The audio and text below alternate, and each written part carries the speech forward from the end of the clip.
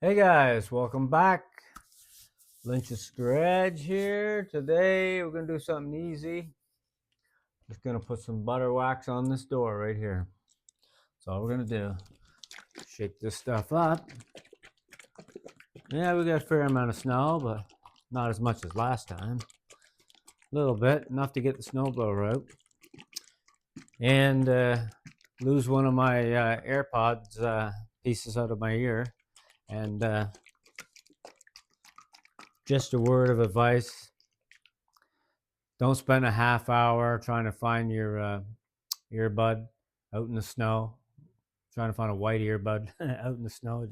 You're not going to find it.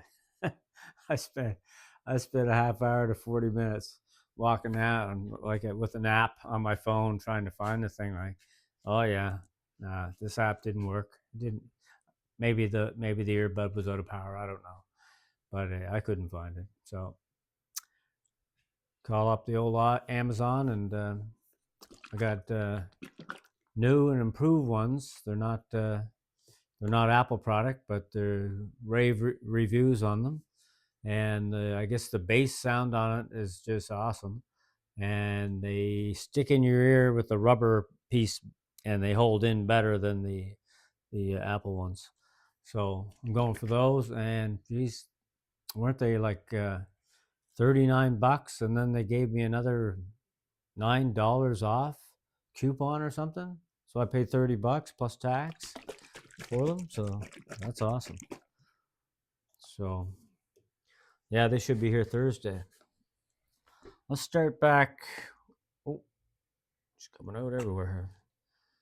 Let's start. Well, we'll start up here, up front here. We'll start here. Yeah, so like I was telling you guys the other day, I said I wanted to. Oh, you can see the tire right there. That's the one that's going in the boneyard. Or not the tire, the rim.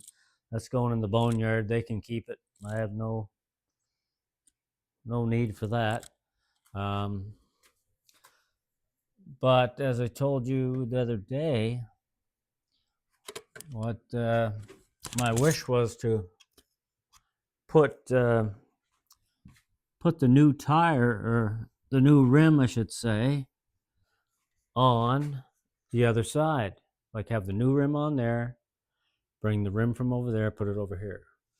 Well, as you can see, I got the car jacked up here and block under the recommended center support, and I got a jack here too. So I had this wheel off, and then I took that wheel off too, and I thought, okay, yeah, I'll do it. So I hauled that, being I'm going to take this down tomorrow anyway, so I just put that aside. I took that wheel off that side over there. I brought it around. I put it on the studs, and I was looking at the tires. I go, this ain't gonna work. And you might be able to guess why. Because on the tire, it says rotation. Rotation this way, forward, right? So when I brought this tire over, the rotation was reverse. I'm not going to drive around backwards everywhere, right? So it's not going to work. So I'm just stuck with the new one's going to be right there. Because when they mount this tire on the new rim, the rotation is clockwise. So I'm kind of stuck.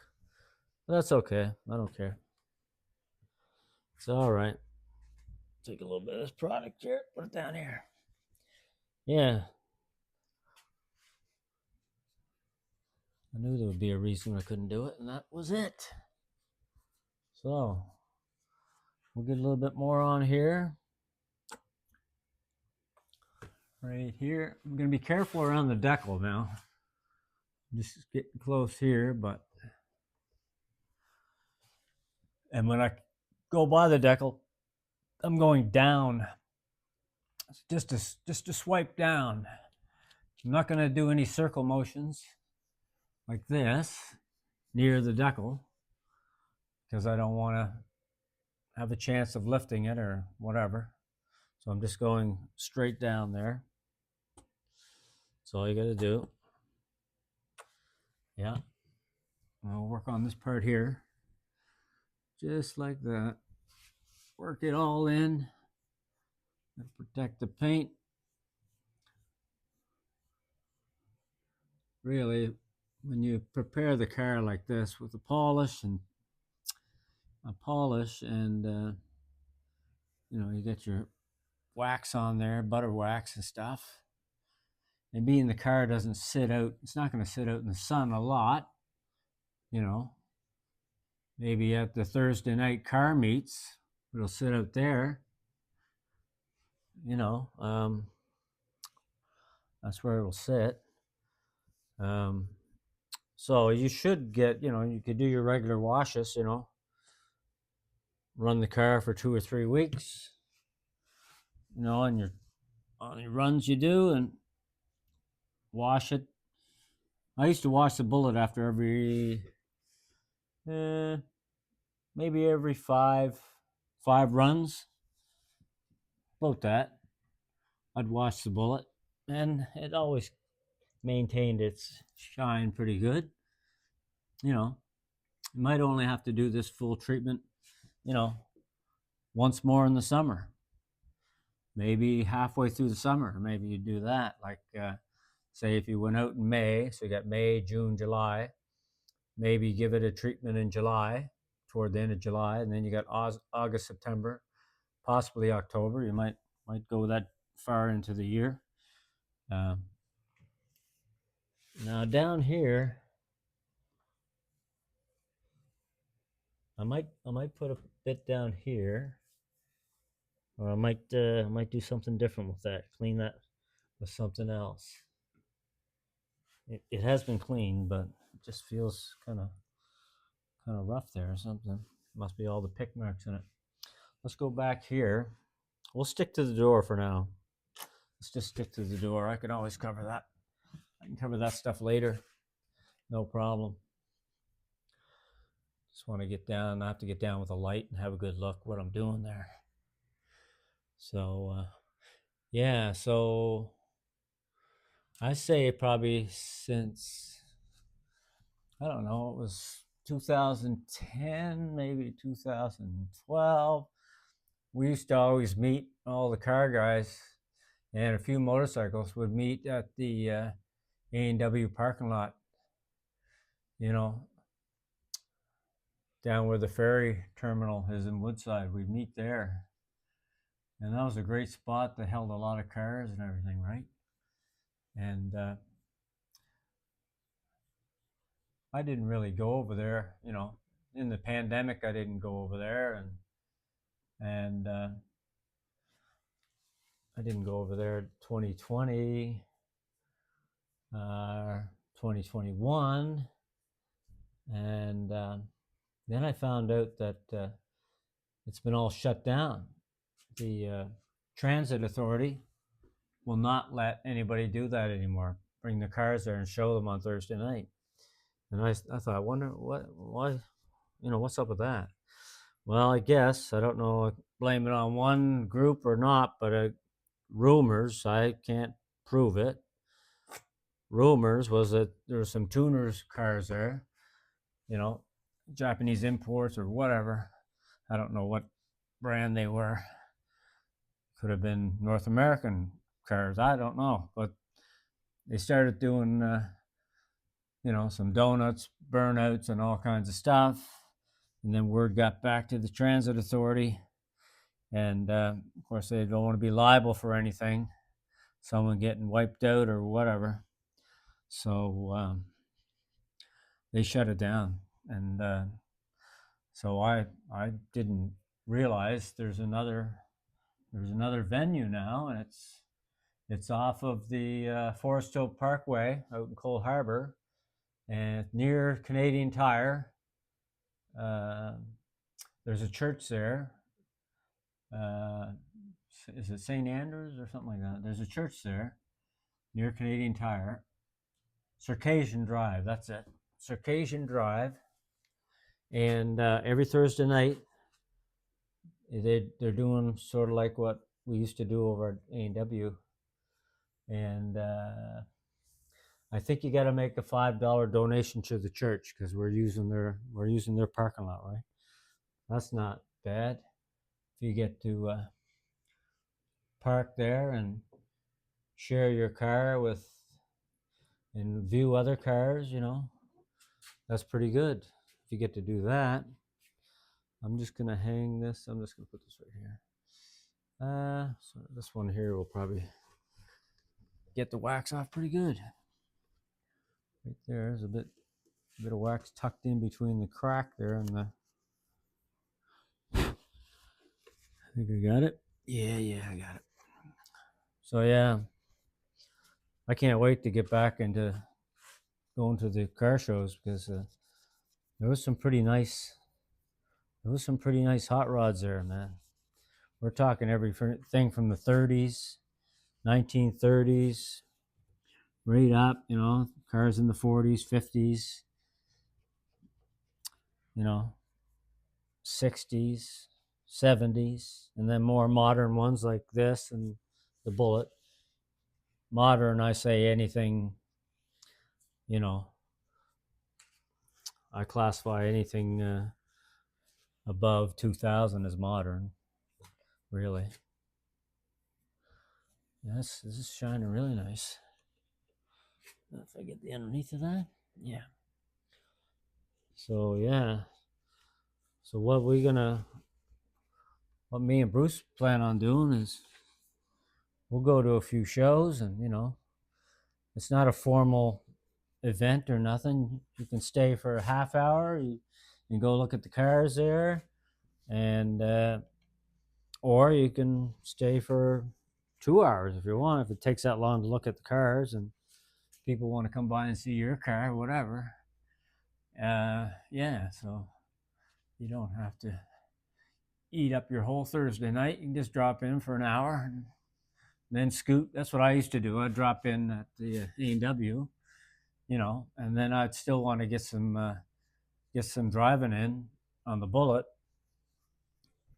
before the sun went down. So the max I ever stayed there, at the A&W one was probably maybe an hour. Mostly it was around 45 minutes. It depends how many cars were there, really, and what piqued my interest. And I would take pictures of the cars there and stuff like that.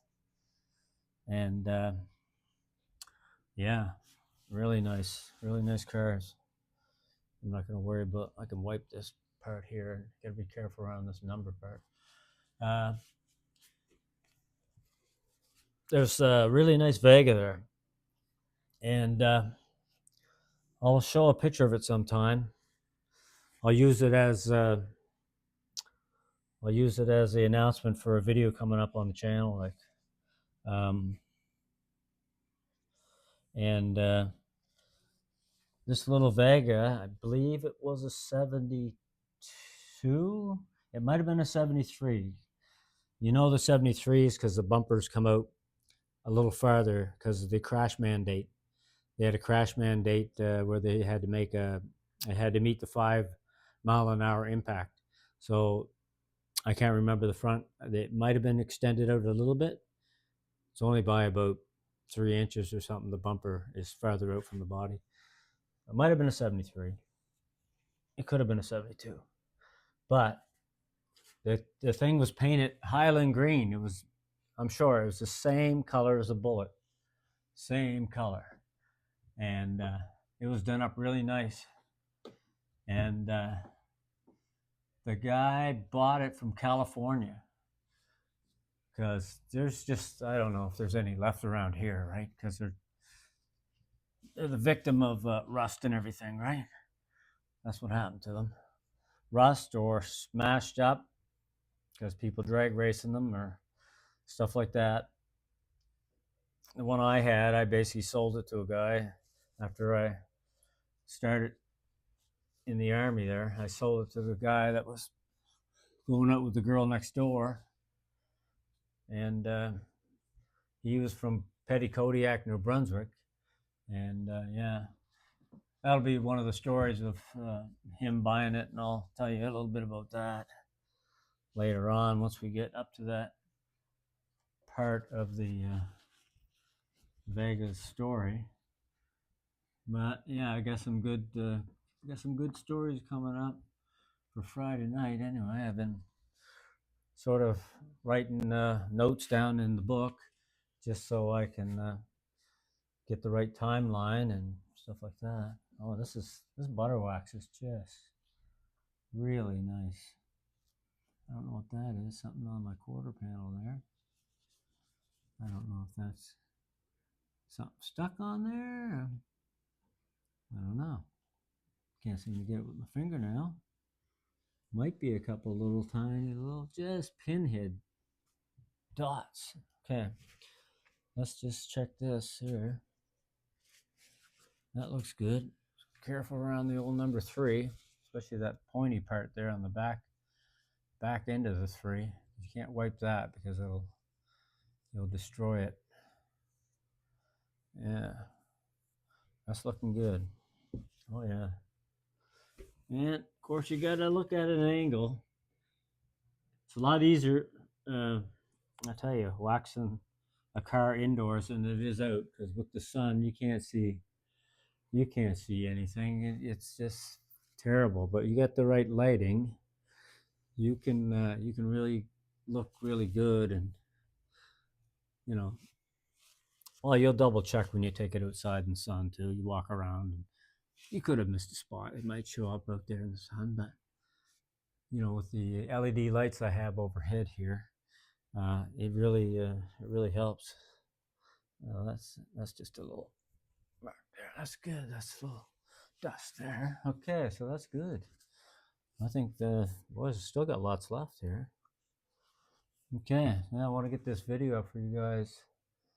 It's 10 to 7 now. I want to get this up at least by 8. So, and I didn't forget my mic this time. But I did go back and listen to it. I could hear myself. Surprisingly, the mic was sitting here on the hood. I was back here, and it wasn't that bad. I had to crank the phone up to listen to it, but it still picked it up. It's good little mics here. So, like I say every time, guys, and I always will, I'd like each and every one of you to stay safe out there. You know what I mean. Thunder Road.